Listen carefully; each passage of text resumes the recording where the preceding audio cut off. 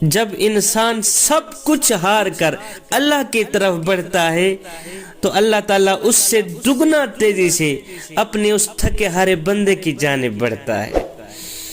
جب بندہ اللہ کی طرف بڑھنے کی کوشش کرتا ہے، جب بندہ یہ سوچتا ہے کہ بس میں اللہ کا بن جاؤں اور اللہ کو اپنا بنا لوں، جب بندہ اپنے کیے کارناموں پہ شرمسار ہو کر دنیا والوں سے تعلق توڑ کر رب سے تعلق جوڑنے کے لیے دنیا کے بادشاہوں کی چوکھٹ چھوڑ کر رب کی چوکھٹ پہ آ کر اپنا سر سجدے میں رکھتا ہے نا، اپنی آنکھوں سے آنسو بھی بہاتا ہے، ساتھ میں یہ بھی کہتا ہے او میرے کریم رب، بھوکا روٹی کی طرف نہ جائے تو اور کہاں جائے، او میرے کریم رب، پیاسا پانی کی طرف نہ جائے تو اور کہاں جائے، مولا بخشش کا بھوکا ہوں، تیری چوکھٹ پہ آیا ہوں، اگر تو بھی اپنے اس بندے کو معاف نہیں کرے گا تو اور کون کرے گا،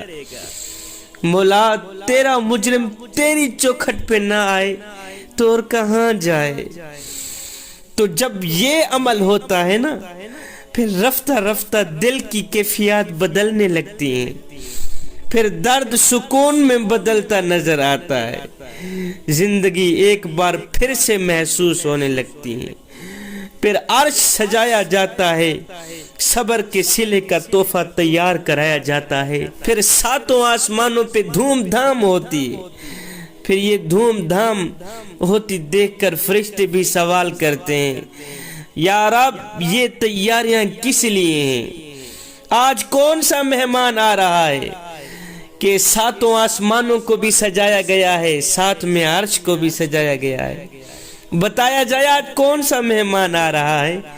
تو آگے فرشتوں کو بتایا جاتا ہے، فرشتوں آج میرا بندہ کئی برسوں کی تھکن کے بعد، کئی ندامتوں کے بعد مجھ سے صلح کرنے آ رہا ہے، آج میرا بندہ کافی عرصے بعد توبہ کرنے آ رہا ہے، آج میرا بندہ مجھ سے دوستی لگانا چاہتا ہے، مجھ سے صلح کرنا چاہتا ہے، آج وہ میرا بننے آ رہا ہے، اس لیے ساتوں آسمان سجائے گئے ہیں، عرش کو سجایا گیا ہے۔ کریم رب کی بارگاہ میں آ کر آج توبہ کے آنسو بہانے کا یہ جو سجدہ ہوتا ہے، یہ معمول کے سجدوں سے بہت ہی الگ ہوتا ہے، نم آنکھیں سسکتے ہونٹ اس سکون کا منظر بیان کر رہے ہوتے ہیں جس کے بعد کبھی کوئی غم نہیں آتا، بس پھر میرے رب نے تو تھامنا ہوتا ہے ہی، کیونکہ اس کو تو تمہارے لوٹ آنے کا انتظار ہوتا ہے نا۔ اللہ اکبر، پھر ایک پل میں کریم رب سے صلح بھی ہو جاتی ہے، پھر محبت سے بھی نواز دیا جاتا ہے، پھر محبوب بھی بنا لیا جاتا ہے۔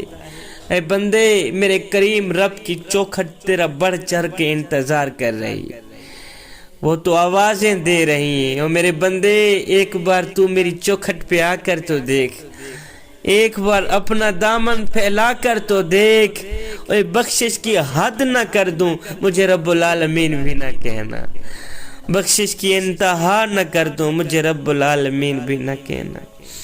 جوانوں، رب کو پانے کی کوشش کرو، رب کو حاصل کرنے کی کوشش کرو، اور جب رب تمہارا ہو گیا تو پھر سب تمہارا ہو گیا۔ اپنے کریم رب سے تعلق جوڑ لو، رب سے محبت کر لو، رب سے عشق کر لو۔ جوانوں، رب کے عشق میں ایک وہ مقام بھی آتا ہے کہ دعا تو رہی بڑی دور کی بات، انسان صرف سوچتا ہے اللہ پوری کر دیتا ہے۔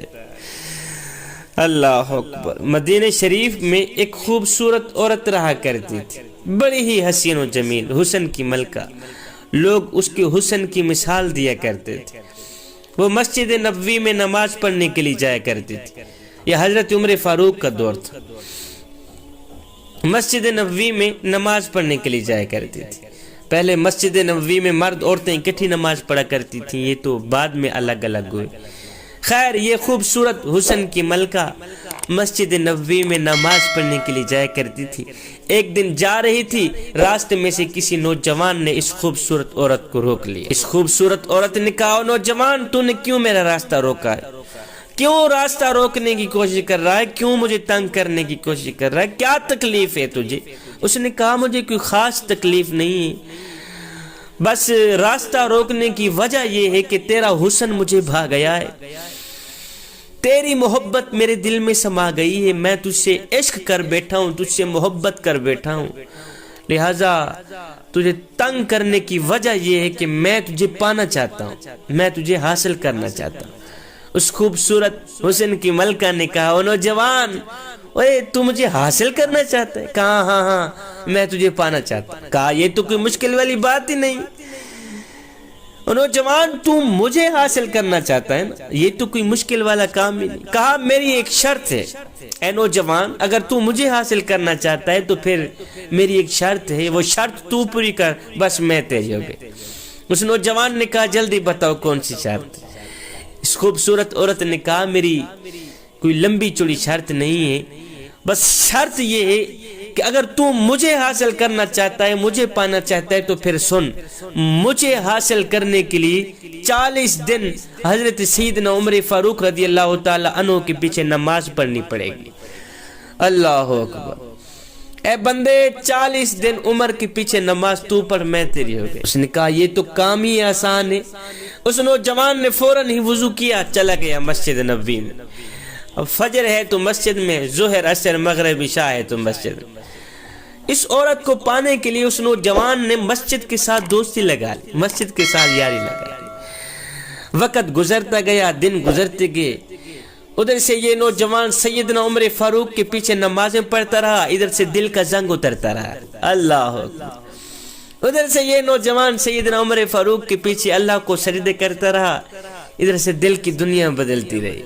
جب 40 دن مکمل ہوئے، 40ویں دن یہ نوجوان اسی راستے پہ جا رہا تھا کہ وہی خوبصورت عورت راستے پہ کھڑی۔ اس خوبصورت عورت نے کہا، او نوجوان، تو نے میری شرط کا احترام کیا، میں نے شرط رکھی تھی کہ 40 دن عمر کے پیچھے نماز تو پڑھ، اس کے بعد میں تیری ہو گئی۔